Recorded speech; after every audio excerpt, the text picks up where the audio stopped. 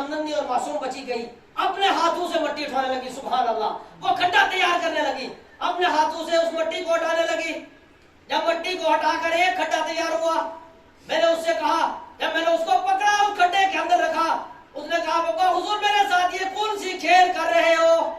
बड़ी मसरत से कहने लगी कि मुझे ये अरमान था, मेरे दिल में ये तमन्ना थी, मेरा अब्बा कराएगा, मुझे सैर कराएगा, मुझे जंगल और बागात दिखाएगा, लेकिन आज मेरा बाप मुझे यहाँ खेलने के लिए ले गया आया।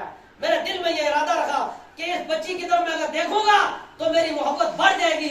मैंने बच्ची की तरफ से नजर हटाकर मैं उस पर मट्टी डालना शुरू कर दी, यहाँ तक कि जब उसकी मट्टी उसकी गर्दन के करीब पहुंची, अब उसको पता चल गया कि अब मैं बचने वाली नहीं, अब मुझे यहीं खत्म करेंगे। उस वक्त वो इल्तिजाएं करने लगी। उस वक्त उसकी आवाज यूं आ रही थी, ऐ मेरे अब्बा हुजूर, अब मुझे बताओ मुझे कत्ल क्यों करना चाहते हो, मुझे बताओ मेरे साथ क्या दुश्मनी है, मैंने तुम्हारा क्या बिगाड़ा है, मुझे ये बताओ, फिर मुझे कत्ल कर दो। जब वो नन्ही नन्ही बातें करती थी और उस वक्त मुझे गुस्सा आया कि अगर मैं इसकी नन्ही बातों में आ गया मेरी मोहब्बत बढ़ जाएगी। मैंने एक बहुत बड़ा पत्थर उठाया, उसके सर पे दे मारा। अल्लाह अकबर। इतना सुनना था, मेरे मुस्तफा के आंसू में निकल गए और सहाबा इकराम के आंसू में निकल गए। तमाम काफिला रोने लगा। रोने के बाद मेरे मुस्तफा ने फरमाया, आप बताओ अब क्या हुआ। और उसके बाद उसने कहा, जब वो बच्ची ज़ारो कतार रोने लगी, उसने कहा, अब्बा हुजूर अगर मुझे आप नहीं बताते कि मुझे कत्ल क्यों किया है, कल रोज़े महशर आपके गरीबान से पकड़कर पूरा पूरा हिसाब ले लूंगी। इतना सुनने के बाद मैं उसकी पीठ की तरफ चला गया। पीठ के पास जाने के बाद वो मासूम मासूम बातें करने लगी, नन्ही नन्ही बातें करने लगी। मैंने करीब कान का बढ़ाया और बढ़ाने के बाद मैंने आवाज सुनी, आवाज यूं आ रही थी, ऐ मेरे परवरदिगार, तो बता हमें पैदा बच्चियों को किस लिए किया। अगर तूने बच्चियों को पैदा किया था, बच्चियों को बचाने वाले को भी भेज दे, उन बच्चियों का जिंदा दरबार करने वालों से बचाने के वाले को भी भेज दे। इतनी आवाजें सुनने के बाद मैंने उसके ऊपर मट्टी डाली, वापस चलाया, या रसूलुल्लाह सल्लल्लाहु अलैहि वसल्लम, फिदा का अभी में जब तक मुझे वो बच्ची माफ न करे तब तक मुझे खुदा भी माफ नहीं करेगा। इतना सुनने के बाद मेरे मुस्तफा करीम अलैहिस्सलाम ने इरशाद फरमाया, ऐ दाइया कल्बी उठो और मुझे ले चलो, कहां तूने उसको दफन किया है। जब उसके तुरबत के करीब पहुंचे, कब्र के करीब पहुंचे, मेरे मुस्तफा ने उंगली से इशारा फरमाया, वो फटकर वो कब्र से बाहर आई और खून के फव्वारे चल रहे थे सर में से। मेरे मुस्तफा ने फरमाया, ऐ बच्ची तू अपने बाप को माफ कर दे।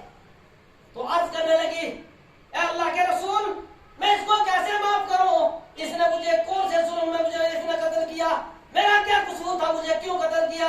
अल्लाह के रसूल सल्लल्लाहु अलैहि वसल्लम ने इरशाद फरमाया, ऐ बच्ची सुनो, जब तक इस दुनिया में अल्लाह पाक ने मुझे नहीं भेजा था, जब तक किसी पुकारने वाले ने नहीं पुकारा था, बच्ची जिस दिन तूने पुकारा था खुदा बंदे कुद्दूस ने, उसी दिन मुझे बच्चियों के लिए वाली बना कर भेजा, उसी दिन बच्चों के लिए सहारा बना कर भेजा।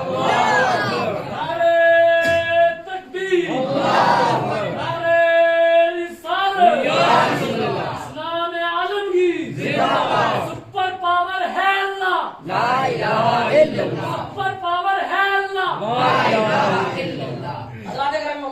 अल्लाह के रसूल सल्लल्लाहु अलैहि वसल्लम इरशाद फरमाते हैं, ऐ बच्ची तू मेरी वजह से इसको माफ कर दे, इसलिए मैं तेरी पुकार बनकर आया हूँ, मैं बेसहारा बच्चों का सहारा बनकर आया हूँ, मैं यतीमों का वाली बनकर आया हूँ, बेकसूर का कस बनकर आया हूँ, बेसहारों का सहारा बनकर आया हूँ और यतीमों के सर पर हाथ रखने वाला बनकर आया हूँ। अल्लाह पाक ने मुझे पूरी कायनात के लिए रहमतुल लिल आलमीन बनाकर भेजा है। अल्लाह पाक इरशाद फरमाता है, कद जाअकुम मिनल्लाहि नूर, तहकीक के आ गया तुम्हारी जानिब अल्लाह की तरफ से एक नूर और एक रोशन किताब। हज़रात इकराम वक़ार इमाम इश्क़ व मोहब्बत आला हज़रत रज़ियल्लाहु तआला अन्हु फरमाते हैं कि सरवर कहूं के मालिक व मौला कहूं तुझे, सरवर कहूं के मालिक व मौला कहूं तुझे, बागे खलील का गुले ज़ेबा कहूं तुझे, लेकिन रज़ा ने खत्म सुहन इस पे कर दिया, खालिक का बंदा खल्क का आका कहूं तुझे। अल्लाह पाक ने सुनने से ज्यादा हमें खैर की तौफीक अता फरमाए। अस्तगफिरुल्लाह ली व लकुम व आखिरु दावाना अनिल हम्दुलिल्लाहि रब्बिल आलमीन।